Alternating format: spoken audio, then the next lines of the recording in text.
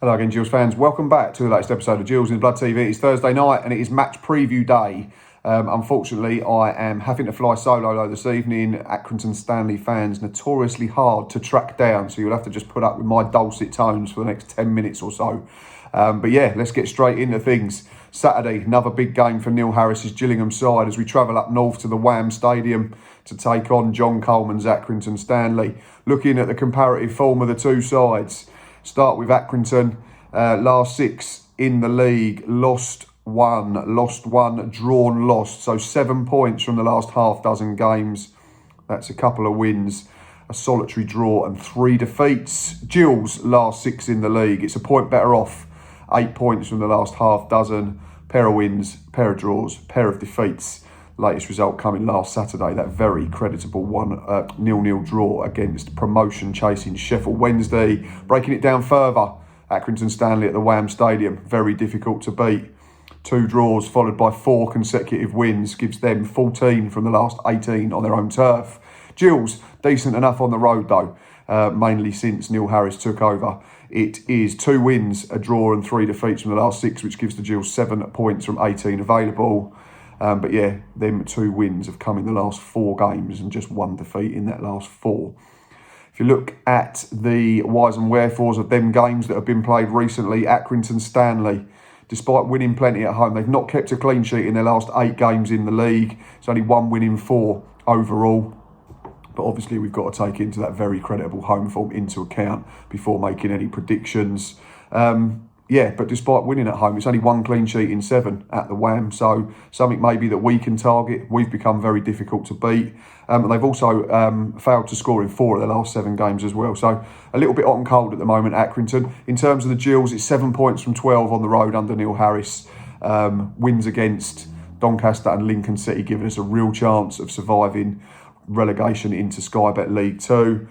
Big problem is, despite only conceding 3 in them 5 games, we've only scored 6 in 11 league games under Neil Harris. But we have kept 2 clean sheets on the road since he took over, so plenty of positives. If we look at Accrington in a bit more detail, looks like they play a variation of 3-5-2/5-3-2, whether they're with or without the ball. But they won't have any Toby Savin in goal to call upon this Saturday. He was sent off in last week's defeat, so he will be suspended. Big constants in their side though. Ross Sykes, Michael Nottingham and Harvey Rogers make up that back 3, them centre-back areas. Colby Bishop, not as prolific as previous seasons, but he's a constant in forward areas. He's got 8 in 33 in League 1 this season. So going along at a similar rate to Verdane Oliver, really. So it'd be interesting to see an indirect battle between the 2 front men. But he's had 3 different partners, Bishop, in recent weeks. Longello, Woods and Adedoyin. So chopping and changing that front 2, which is something we've not done recently. Neil Harris has come out in the press over the last day or so and said that he's really working on the training pitch with Charlie Kelman and Verdane Oliver, not just individually, but as a partnership. I think we were starting to see that, weren't we, last Saturday against Sheffield Wednesday. Movement was good, got into the right areas, had chances, just couldn't find that killer instinct. But it will come, the more they play together and the more their confidence increases, which it has done gradually since Neil Harris come in and took over. In terms of Accrington Stanley, manager, John Coleman.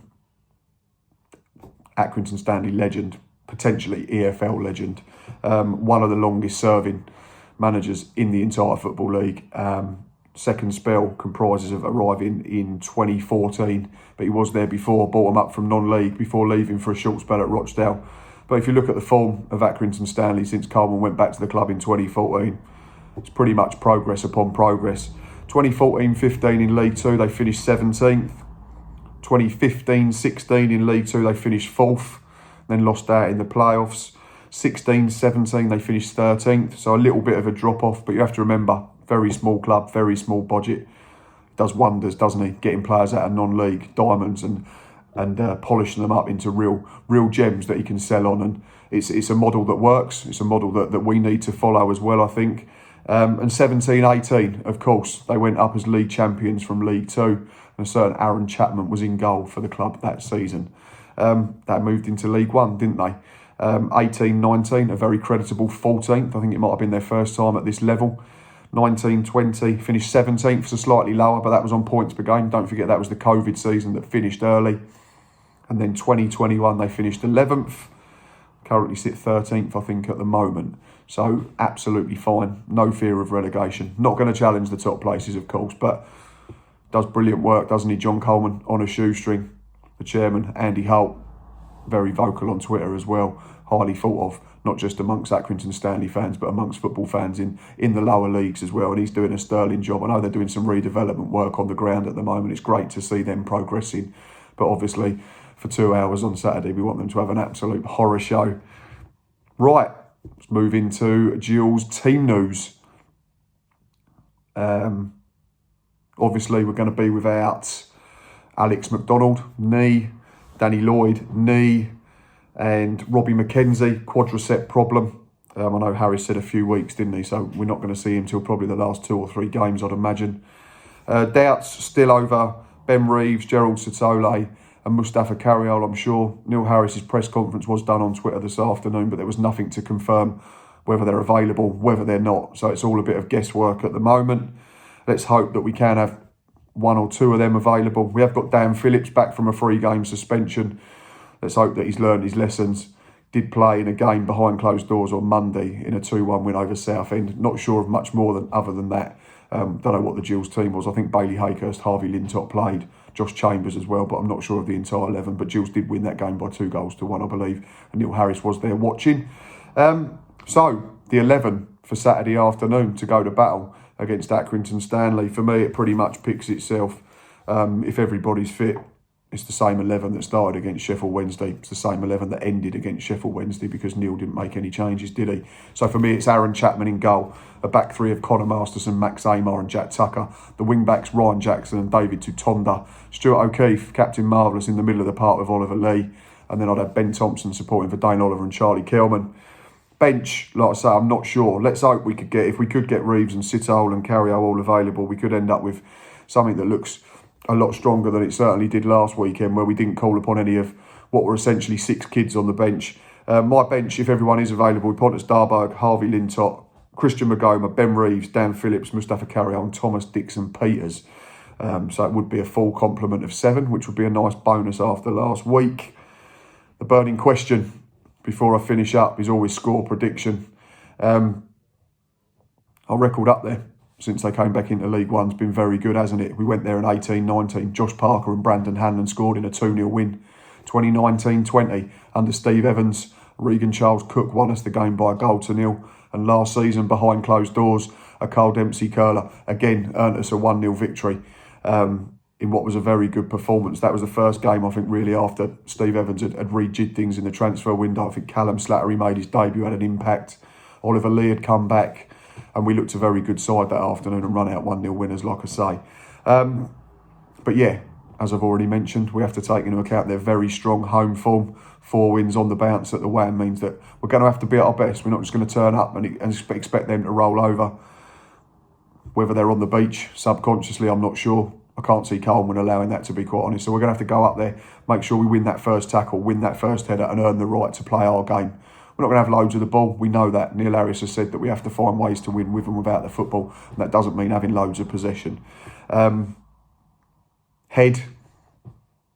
is saying Accrington 1, Gillingham 1.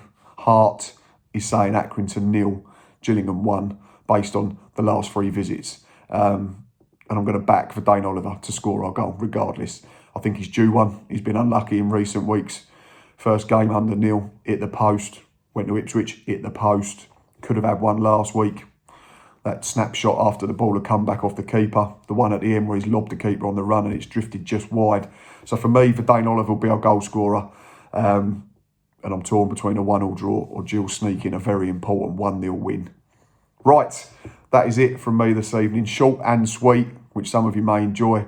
I hope you've enjoyed listening to my match preview. You know where we are. Facebook, Instagram, Twitter, and of course YouTube. Get commenting down below. If you're an Accrington fan or a Gills fan, let us know what you think your team's 11 will be. Let us know your score predictions. Please like and subscribe.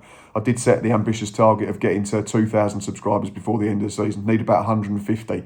It's going to be a tall order. but we thought it was a tall order. Gills avoiding the drop, didn't we, when Neil Harris coming on transfer deadline day. Anything is possible. Right, I'll let you go. Hope you enjoy your Thursday evening. Tomorrow is Friday. The weekend is in sight. Won't be travelling, unfortunately, up north on Saturday to watch the game, but I will watch it back Sunday and do a Monday review, looking back on what hopefully is another positive performance and another positive result. But until then, enjoy your Thursday, enjoy your Friday, enjoy your weekend. Up the Gills.